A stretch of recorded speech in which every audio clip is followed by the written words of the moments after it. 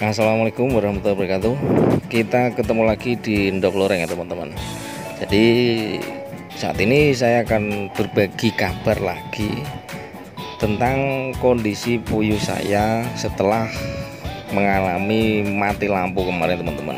Oke, simak videonya ya. Jangan lupa di-page dulu, bayarnya pakai jempol dan subscribe.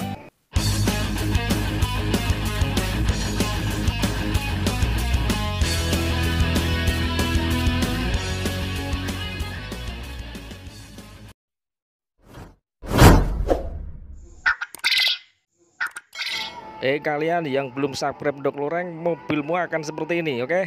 Ya harus subscribe, kalau tidak subscribe mobilmu akan seperti ini.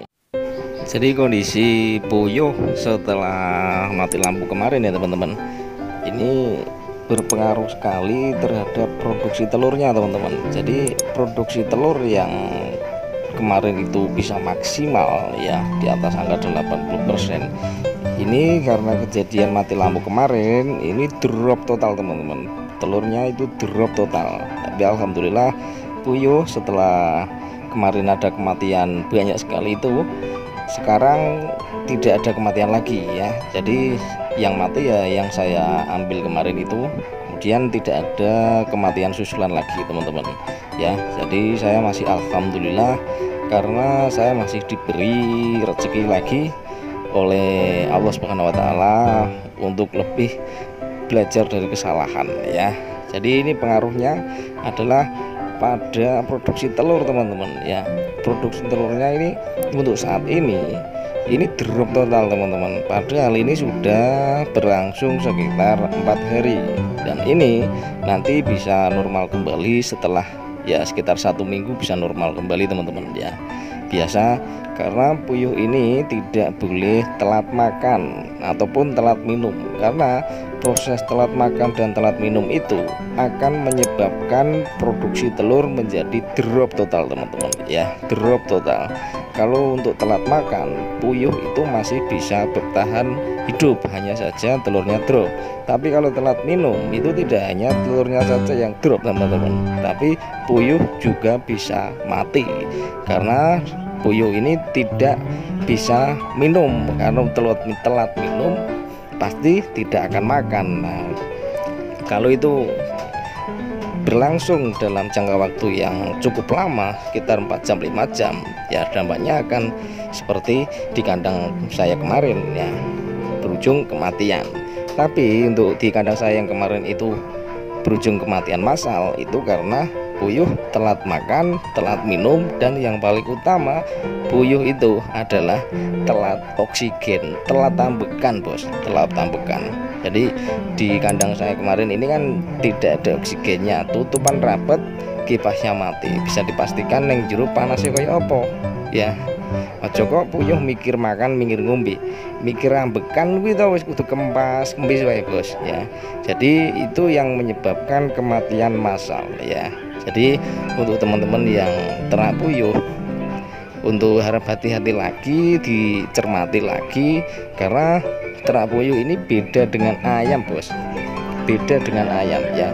Kalau ayam itu badannya besar, untuk daya tahan tubuhnya juga dia lebih kuat dibandingkan dengan puyuh ya. Walaupun ada yang mengatakan bahwa puyuh jauh lebih tangguh daripada ayam. Kalau menurut saya itu terbalik teman-teman ya, karena puyuh ini jauh lebih rentan terhadap penyakit karena dia badannya kecil, kemudian kalau ada serangan hama dan penyakit itu akan mudah.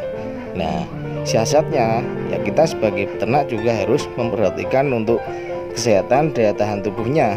Jangan sampai nanti kalau kita lengah yang menyebabkan virus masuk ke dalam kandang dan itu akan menyebabkan kerugian massal bos ya. Kalau sudah seperti itu siapa yang rugi bos ya? Kita sendiri sih rugi bos. Nah jadi di kandang puyuh saya ini dulu telurnya ini, lihat teman-teman telurnya. Telur ini padahal ini 1 kotak itu isinya kemarin sudah saya ratakan kembali, 1 kotak sudah saya isi 25 lagi, dan ini ada sekitar 5 kandang kalau tidak salah ini yang kosong, karena kemarin itu yang mati adalah 800 ekor puyuh yang mati ya. Jadi yang mati itu ada 800 ekor puyuh. Jadi ya kemungkinan ada sekitar 5 kandang yang kosong. Dan ini nanti akan saya pesankan bibit lagi. Kebetulan ini bibit di tempat saya murah bos, bibitnya untuk usia 21 hari itu di sini harganya 4.500 bos, 4.500. Kemudian untuk yang usia 28 hari itu 5.500 sampai 6.000. Pokoknya ini bibit murah ya. Jadi kesempatan buat teman-teman yang ingin menambah populasi, silahkan manfaatkan kesempatan ini ya. Kenapa bibit ini murah? Karena di beberapa daerah itu diterapkan sistem PPKM bos, dan PPKM ini berdampak banyak sekali kepada penjualan telur. Nah, kalau penjualan telurnya itu tersendat, pastikan banyak dari peternak-peternak itu yang gulung tikar ya, terutama peternak-peternak yang masih baru belajar. Dia mungkin mentalnya belum kuat, baru belajar, terus dihadapkan dengan situasi yang seperti ini ya. Situasi yang seperti ini dia tidak bisa menjual telur, padahal untuk biaya pakannya itu tidak boleh telat. Dan sebagai peternak itu hanya mengandalkan dari penjualan telur untuk beli pakan. Tapi kalau sistem PPKM-nya seperti ini, itu berpengaruh untuk pengepul telur, pedagang telur, untuk permintaan telur juga akan tersendat ya, akan tersendat. Itu juga akan berpengaruh besar pada penjualan telur. Nah itu banyak sekali yang afkir ya, gulung tikar. Itulah, kalau sudah gulung tikar seperti ini, dipastikan peternak akan berkurang jumlahnya. Kemudian bibit pembibitan itu akan murah karena permintaannya juga berkurang ya. Seperti sistem ekonomi ya, prinsip ekonomi itu kalau permintaan berkurang, stok banyak, itu pasti harga akan murah. Tapi kalau permintaan banyak, stoknya sedikit, itu dipastikan harga akan melambung tinggi bos. Dan untuk saat ini adalah permintaannya sedikit, stoknya banyak di pembibitan puyuh itu, karena di tempat pembibitan itu dia selalu menetaskan telur fertil untuk dijadikan bibit. Nah akhirnya bibit menjadi murah bos. Ini di tempat saya untuk jenis puyuh blaster ya, jenis puyuh blaster, yaitu tadi untuk usia 21 hari itu harganya 4.500-an. Kemudian untuk usia yang 28 hari itu adalah 5.500 sampai 6.000. Kemarin itu saya telepon untuk penjual bibit yang dari Boyolali, dia mengatakan seperti itu ya. Jadi untuk keadaan seperti ini saya juga masih bersyukur karena saya masih diberi rezeki ya. Saya masih disisakan puyuh saya, walaupun diambil kemarin kehilangan sekitar 800 ekor, tidak apa-apalah ya. Semoga kemarin itu adalah kejadian dan saya bisa mengambil hikmahnya. Kemudian saya juga bisa belajar dari kesalahan itu sendiri ya. Jadi kita sebagai manusia memang diwajibkan untuk belajar dari kesalahan ya. Semangat terus ya teman-teman yang masih peternak puyuh.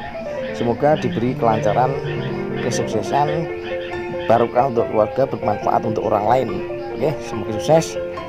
Wassalamualaikum warahmatullahi wabarakatuh.